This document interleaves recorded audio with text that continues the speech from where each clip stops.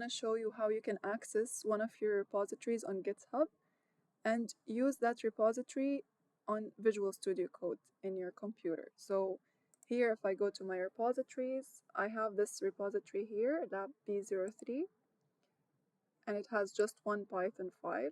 So let's say I want to edit this Python file and have this repository on Visual Studio Code.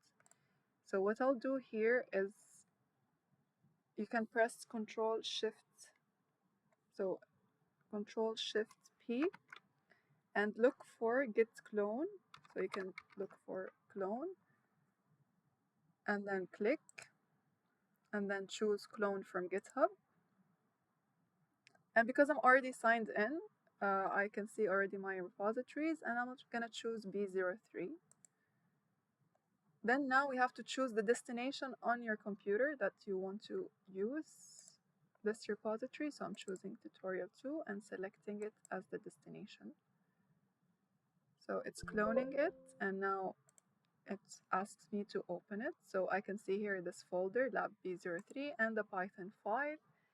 So for example, let's say I want to change this print salam to hello, or salam, welcome to this program.